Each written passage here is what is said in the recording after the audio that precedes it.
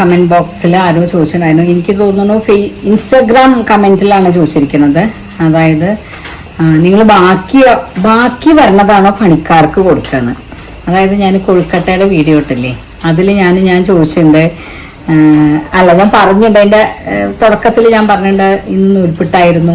അപ്പോൾ നൂൽപ്പിട്ടോ അങ്ങനെയൊക്കെ ഉണ്ടാക്കണ ദിവസം ബാക്കിയുള്ള മാവ് കൊണ്ട് പലഹാരം ഉണ്ടാക്കും വൈകുന്നേരം. അപ്പോൾ ബാക്കി എന്നുള്ളൊരു വാക്കാണ് അതിൽ യൂസ് ചെയ്തത്. ബാക്കിയുള്ള മാവ് എന്ന് പറഞ്ഞാൽ അത് ഞങ്ങളെല്ലാവരും കഴിക്കുന്നതല്ല, എൻ്റെ പണിക്കാർക്ക് മാത്രമായിട്ട് പുറത്ത് പണിക്കാർക്കായാലും കുട്ടികൾക്കായാലും ഇവിടെ ഞങ്ങളെല്ലാവരും ഇവിടെ രണ്ടിച്ച് ഭക്ഷണം ഇല്ല കേട്ടോ. പണിക്കാർക്കൊരു ഭക്ഷണം, അല്ലെങ്കിൽ എന്താ പറയുക, മക്കൾക്ക് വേറൊന്ന്, ഡാൻസിൻ്റെ മക്കൾക്ക് വേറൊരു ഭക്ഷണം, അങ്ങനെ ഇവിടെ ഇല്ല. ഞങ്ങൾ കഴിക്കണത് എല്ലാവർക്കും കൊടുക്കും, അത്രേ ഉള്ളൂ. ഓക്കെ. വേറൊരു കാര്യം കൂടി ഉണ്ട് കേട്ടോ. അപ്പൊ ഞാൻ വീഡിയോ എടുക്കുമ്പോൾ മോൻ പറയാണ് എനിക്ക് തോന്നുന്നത് ആദ്യം അവരാവും കഴിക്കുന്നുണ്ടാവുമെന്ന്. അത് സത്യമാണ്.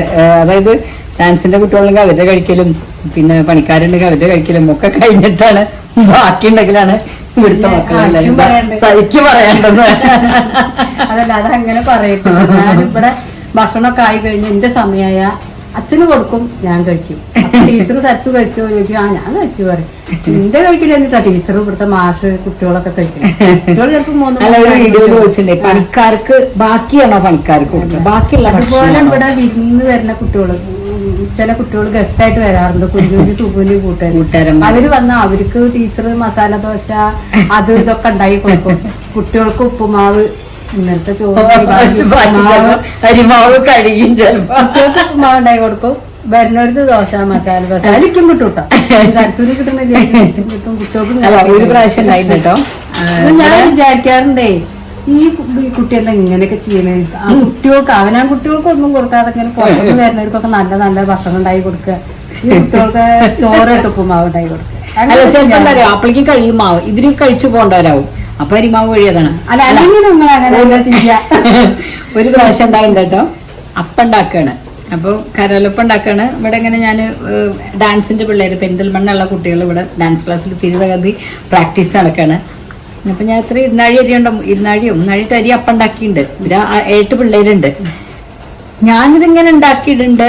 കുട്ടികളുടെ ക്ലാസ്സിലേക്ക് ഇങ്ങനെ കൊണ്ടുപോകുന്നുണ്ട്. ഇവിടുത്തെ കുട്ടികൾ കുഞ്ചു സുബൊക്കെ മറത്തുണ്ട്. കുറച്ച് കഴിഞ്ഞിട്ട് വന്നിട്ട് സുബുവാണ് ഇവിടെ അപ്പത്തിന്റെ ആള്, ചെറിയ ആള്. വന്നിട്ട് അമ്മ അപ്പം വാസന വരുമല്ലോ, ഇങ്ങനെയല്ലേ ഉണ്ടാക്കണേ. അപ്പൊ ഞാൻ പറഞ്ഞു, ഞാൻ ഉണ്ടാക്കി. ഞാൻ വിചാരിച്ചു മേശപ്പുറത്തുണ്ടായിരിക്കാം, അവിടെ വെച്ചുണ്ടായിരിക്കാൻ വെച്ചു. നോക്കിയപ്പോ കഴിഞ്ഞിട്ടുണ്ട്. ഇത് ഈ കുട്ടികളെ കുറ്റം പറയല്ല കേട്ടോ. അവര് വരുന്നുണ്ട്.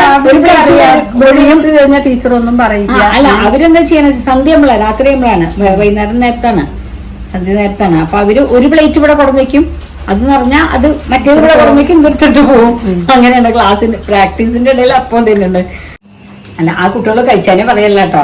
അതല്ല, ഇവിടെ അങ്ങനെ വേർതിരിവൊന്നുമില്ല. ഉണ്ടാക്കിയിട്ട് ഞാൻ എപ്പോഴും പറയും അല്ലെ, ഉണ്ടാക്കി കഴിക്കുന്നുണ്ടെങ്കിൽ എടുത്ത് കഴിക്കുക.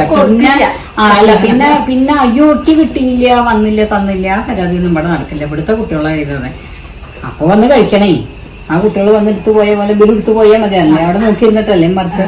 അപ്പൊ അങ്ങനെയൊക്കെ ഉണ്ടാവും.